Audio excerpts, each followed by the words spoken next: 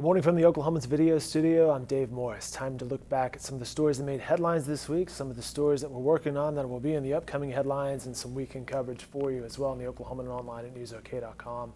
Here to help us with this conversation today, Ben Felder, Don McCoy, and Mike Sherman. Gentlemen, good morning. Thanks for joining us. Thanks. Good morning, Dave. Education, business, sports. Thunder takes on Dallas on Saturday, right down the street at Chesapeake Energy Arena. I was saying today's April 15th. It's tax day. It's Jackie Robinson Day. And as Don McCoy points out, the day that Titanic sank. That's right. Yeah. Long time ago. Don tweets out a headline or a front page every day. What got you started on that, by the way? I don't know. We have a great resource where you can look at all the newspapers that we've ever printed. And I just got fascinated by going back and looking at these front pages. And probably initially it was to find my stories. And then I thought, well, this would be a great thing to tweet out to people. So every day I've got them scheduled all the way to June. So I'm learning more about history. Back in 1912, the Titanic sank, as we just looked up. They made a movie about that. Ben, lots going on the education front. A lot of educators going out to the Capitol this week for filing day. We're seeing educators wanting to get involved in the legislative process there. A couple meetings last night. You attended the KIPP meeting, so let's start right there. What was that and how'd that go? Yeah, well, there's been some charter school expansion proposals that have kind of been brought to the school district's attention. There's actually 3 different charter schools that are looking to expand in some way or another. And right now the conversation is focusing on KIPP. It's a charter in East Oklahoma City right now, middle school only. Highly rated according to state rankings. And a demographic that is predominantly African American, high poverty. It kind of mirrors the community that it's in. The principal, Tracy McDaniel of KIPP, is looking to expand his operation to include elementary and high school. KIPP currently right now shares space with Moon Elementary. They're looking to find another elementary school that they might be able to share space with. It hasn't been officially named, but Martin Luther King Elementary is the only school in that area that will be able to hold what they're looking to do. And so a series of community meetings have been held. This was the second of 3 last night in East Oklahoma City to kind of present this proposal to the public. A couple hundred people there, yeah. Judging from what I saw you post on Twitter last night. What was the reaction from the people? What were some of their questions? Yeah, it's been kind of mixed. People are pretty passionate on both sides of the issue. I think charters. Everybody has kind of a theory on what that looks like, and no charter is really the same. People have, because I said there were 3 charters that were looking to expand. There's been some confusion on how the other 2 are connected to this. Really at these public meetings, Mr. McDaniel, the principal, has really just tried to kind of outline some facts, which he said are that he wants to put a school that has attendance boundaries, meaning that if you live within the attendance boundaries, just like you do now for your neighborhood school, you get to go. So they don't want to exclude kids that live in this neighborhood. And he also is telling the community, look, we've struggled with academic performance, especially in our part of Oklahoma City, for generations. And he believes that he has a model that is working. His statistics seem to kind of bear that out. A lot of the students that go on after KIPP do very well in high school and in college. And he says he wants to expand that and work with other schools to share best practices. But there's still some apprehension in the community, just still some unknowns with that. They're a little bit concerned that there's still that divide of haves and haves not, and I guess Tracy was trying to address that, right? Yeah, like I said, I think some people have seen in charters because, let's say that a family is able to get selected to another charter. Well, they don't have the same transportation requirements, so a parent has to get a student to that school, and so sometimes there's been some accusations that charters kind of, for lack of a better term, cherry pick. Like I said, all charters are different and they have different scenarios. But like I said, Mr. McDaniel has tried to say, listen, we are a charter school in East Oklahoma City for East Oklahoma City, and the kids that I'm wanting to work with are the ones that are struggling the most. In fact, he shares data that says that the kids that are coming in when it comes to reading and math scores are performing lower than the district average. When they leave, they're performing higher. He's looking at those numbers on the way out saying, hey, here's a success that we're seeing in our model, perhaps we can expand that. Yeah, and that's what he'd like to do. And no official proposal has been brought to the board. The school board has voted to quote unquote continue the conversation, but he would like to launch this school in the 2017 school year. Says he's been talking with the district for a few years, but feels optimistic that this is the time to make that expansion a reality. About 9 o'clock last night, I drove over to the school board meeting, Oklahoma City Public Schools at 9th and North Klein. Media sitting around. It was an empty room at that point. That was 3 hours into executive session, Ben, last night. They eventually went 5 hours. addressing the status of current Oklahoma City Public Schools Superintendent Rob New. What did we learn last night? Well, what we learned last night after that 5-hour executive session was not much, but that Rob New is no longer in office, was the quote, as superintendent. He hadn't been suspended, he hadn't been fired, he hadn't turned in a letter of resignation. He just was no longer performing the duties of superintendent. Aurora Laura, the district's associate superintendent, is now the acting superintendent, and so she is kind of performing those duties. But we don't know what the future will hold. A 5-hour meeting. I mean, obviously the details of what the board discussed were not disclosed, but it's been reported. Tim Willert, who was at the meeting, the Oklahoman's education reporter, first reported on Monday that New had told some board members during a conference over the weekend in Boston that he had intentions to resign. A couple days later, New put out a statement saying that he had not resigned, but did not deny the reports. And Thursday, the board met to discuss his employment, and that's where we stand right now. So what are some of the angles? I know you're working on this as well as Tim Willert. What are some of the angles we're following here? Our assumption is he's still being paid at this point. He has a salary of over $240,000. Yeah, like I said, I don't think anything has changed with his contract. What some of the questions that we have and some of the confusion in this is, as like Tim reported, some of the board members were told, or apparently were told by Superintendent New, that he had an intention to resign. Tim reported that on Monday. There was a lot of media attention around that. 2 days later is when New came out and said, I haven't resigned, but did not deny the report. So we're not really sure what the motivation for the school board is.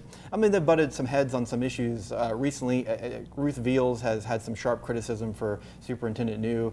She's the school board member that represents East Oklahoma City, and her criticism has centered on KIPP's charter expansion and whether or not the superintendent has been open to this idea. But what's really surprising and kind of a tough time for the school district, as it is for many across the state. It was just about a month ago the district announced they were going to have to lay off over 200 teachers next year for projected budget cuts. Almost another 100 administrators, and cuts to other programs are coming down the pike too.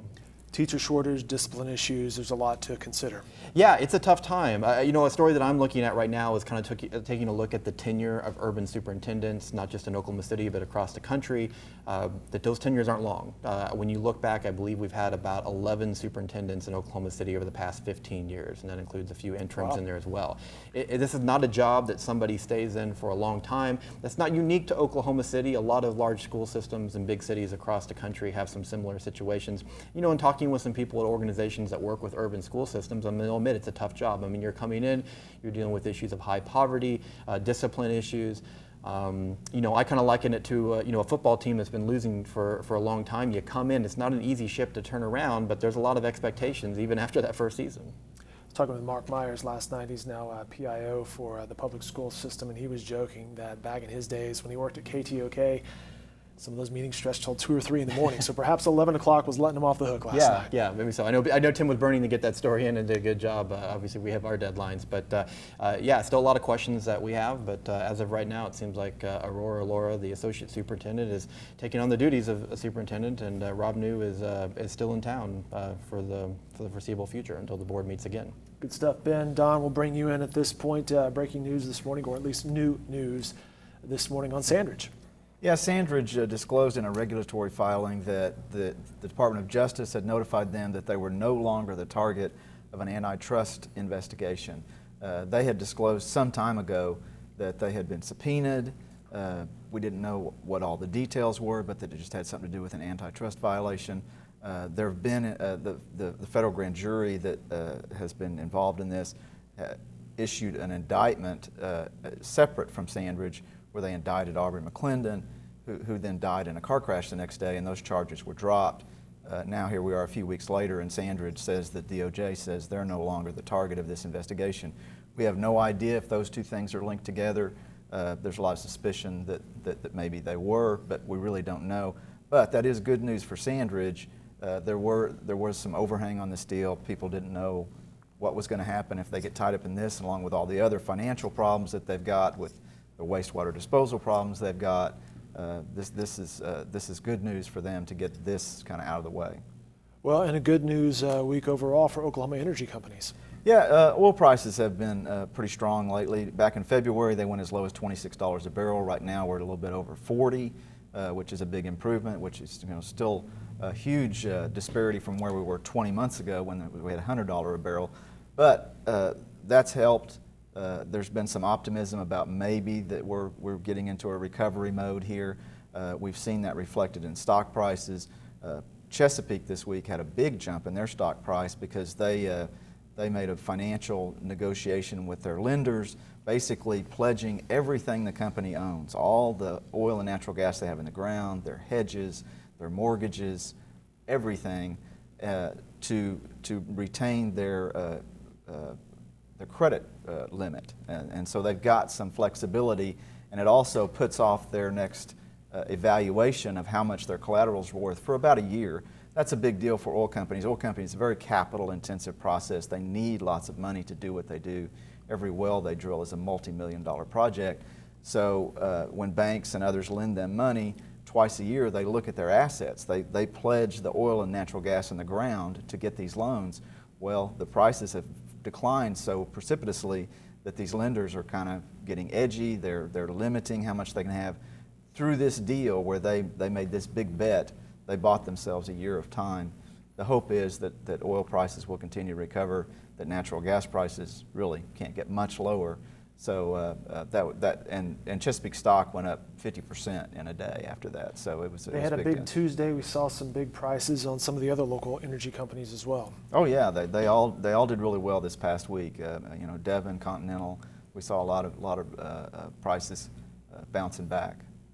Something else we saw this week was a lot of Thunder banners going up on various businesses in the downtown area, Midtown, Bricktown. Businesses are getting involved in in fact, you can see it across the street over there at the Cole Court in the Civic cheerleading, I guess. Oh yeah, they love this. I mean, the playoffs are great. And I think it's even more of an event than a regular Thunder game. People tend to get there earlier and stay later. You get free T-shirts. Sometimes the games are scheduled at odd times. Usually we know that Thunder tip-off is going to be at 7 o'clock unless it's a TV game. The playoffs, you get late games, you get early games.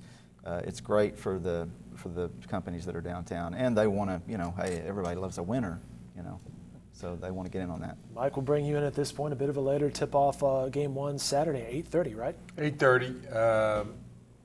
The late game on the first day of the NBA playoffs. Dave, it's been since the last time the Thunder was in the playoffs. Consider this. The price of oil, a barrel of oil, was $109. That's quite a bit higher than it is right now. Derek Fisher, since that game, he was guarding Tim Duncan in the post, which probably is the reason why Game 6, May 31st, 2014, did not turn out well for Oklahoma City. That was the Western Conference Finals. Derek Fisher has been hired and fired as a coach. Scott Brooks is maybe going to be the Timberwolves coach now, maybe going to be the Wizards. Yeah. He was coaching the Thunder. Donald Trump. Donald Trump was in season 13 of 14 of The Apprentice. He had yet to be known as a presidential candidate. So a lot of water under the bridge just in that short amount of time. Titanic had still sank at that point. There's a lot of historical references here. It was down. Anyway. Oklahoma City versus Dallas. Yeah. Some people are saying all of the first round series in the Western Conference could be over quick. Your thoughts on that? Oh, sure. I mean, this looks like a 4 or 5 game series. The Mavericks had to fight to get in. They're banged up. They're the masking tape Mavericks, as Rick Carlisle calls them. But they pass the ball well, and they knock down open threes. That's a little bit of a concern for a Thunder team, especially one with a gambling point guard. That tends to leave some openings. But Westbrook's on this historic triple-double, and there should be lots of long rebounds for Westbrook because of the way Mavericks shoot threes. There should be a lot of open Thunder players because they don't move around as well. So expect some triple-doubles. Jenny Carlson wrote today, hey, remember this Kevin Durant guy, he was pretty good in playoffs the last time he was in it. That was his MVP season. This is his chance to announce himself again as a great player. We've kind of forgotten about that. Steph Curry, Golden State Warriors, Tim Duncan, Old Man Riverwalk is still going. Those are the two teams that have gotten all the hot headlines. But the Thunder's Those back. are historically great teams. Historically great, yeah. One of them won 73 games, overshadowed by Kobe Bryant's 49 shots. I mean 60. 50. He took Yeah, 50. 50 shots. Yeah. Anyway, so the Thunder plays an outmanned Mavericks team, and it looks like the plan is to get through that series quickly. I think it's a good test run for Billy Donovan, his first year as coach. He's never coached series basketball before. Coaching the Florida Gators, the closest thing to back-to-back is a day between games a lot of times in the NCAA tournament. So a new deal for him, but this will be a good trial run that will count. And then it'll be on to the Spurs. It'll be a day between games this as well. Game 1 on Saturday, game 2 on Monday here in Oklahoma City, then Thursday, Saturday, I believe, down in Dallas next week. What's some of the coverage you have planned for this weekend, Mike? Well, we've got all four of our folks: Barry Trammell, Jenny Carlson, Eric Horn, Anthony Slater, going to be at the arena. A representative group of them will be making the trip down to Dallas. We've got a package of stories going in on closing time. The Thunder has had struggles in the fourth quarter. I think they lead the NBA with blown fourth quarter leads, or way up there for a contending team. It's a little deceptive. Sometimes those leads have been very slight going into the fourth quarter, but anybody who's watched the game can see what's happened to them. They're obviously going to have to recover and improve in that area. So Anthony Slater's getting in that fourth quarter trend and breaking it down for us. That'll be in Saturday's editions. Barry Trammell is looking at the season that the Thunder's been planning for years has arrived. Kevin Durant's free agent year, and all that's riding on these playoffs because of that. However, complicating things are things that nobody could have planned. Nobody could have planned the spike in the payrolls that's going to happen next year, which will bring everybody, all the teams in the NBA, into competition for Kevin Durant in the offseason.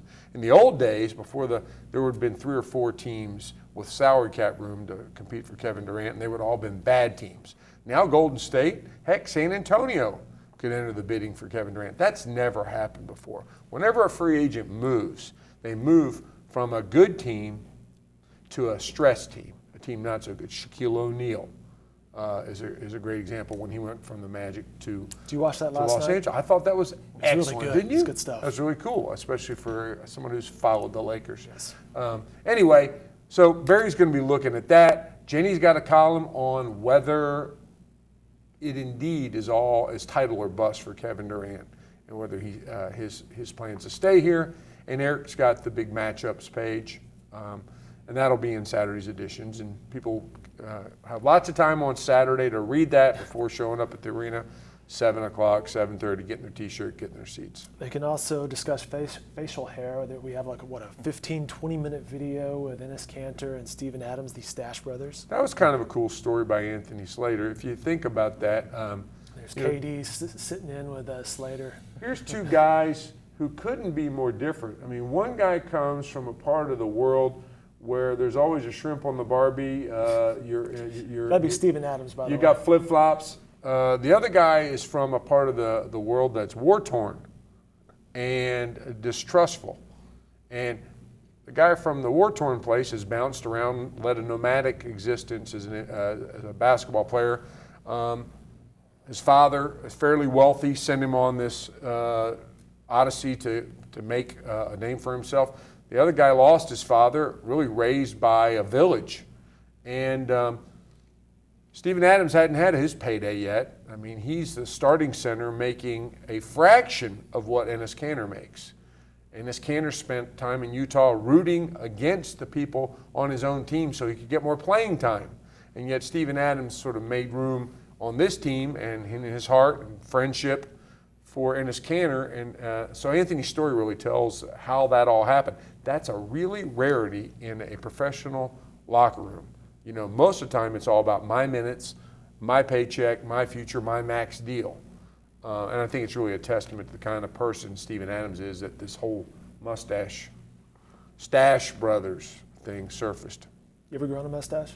Oh yeah. Yeah? I think it's possible you could go back in the 80s and find pictures of me and Mike Baldwin. Somebody called us the Stash Brothers. And the Oklahoman Archives is a great place to find that. Yeah. So not original, Steven Adams. Sorry. Very nice. I'll get us out of here on this. You were noting a headline before we started here about the NBA and advertising on uniforms. And you're right, international soccer for a long time has had perhaps over-the-top advertising just right across the top. Is that something we could be seeing here fairly soon? Are Thunder sporting a Loves logo or something? We'll be seeing 17-18 season, not next year, the 2017-2018 season. There will be somebody's logo. I don't know, maybe News OK's, Dave. Maybe yours. It's a good-looking logo. Maybe your own logo. Simple. Yeah, maybe Don's Twitter handle on Kevin Durant's logo. I'm going to have to get my max contract before that. Don, what do you have coming up this weekend? Breonna Bailey went and visited some farmers. There's some state question that's going to be on the ballot that's called Freedom to Farm. Some people say that's a misnomer. Other people say it's a good thing. She's going to take a look at it, talk to people who are doing the farming in Oklahoma about what they think about this legislation. I've heard that's a little bit contentious. It is, absolutely. And we're going to try and lay it out and just tell you what it needs as best as we can figure out. Ben, what you working on for the weekend? Yeah, we've got to actually, there's been a lot of kind of negative press, kind of down news about schools, obviously, with budget cuts and those kind of things. Sunday, we actually have a story that takes a look at some nonprofits that are, kind of see their work and working with a school district is more important than ever. And actually kind of some ways that people who maybe might be inspired after reading that story to get involved and to donate, whether their money or their time. And so a lot of good things are happening in the school system. And I think we do a good job of showcasing that. But moving forward, we're going to continue to follow what do these projected budget cuts mean. I mean, right now you've got the governor and the House Speaker kind of at odds over what the cut to education will be, and there's still a lot of unknowns. The school districts are right now in the planning stages for next school year. All right, good stuff. Gentlemen, thanks for your time. Much appreciated. I know you have a busy day as we put out the weekend editions of the newspapers, so thanks. Appreciate that. Thanks, Dan. These stories and more in upcoming editions, weekend editions of the Oklahoma That Thunder game Saturday nights, and more coverage can be found on newsok.com.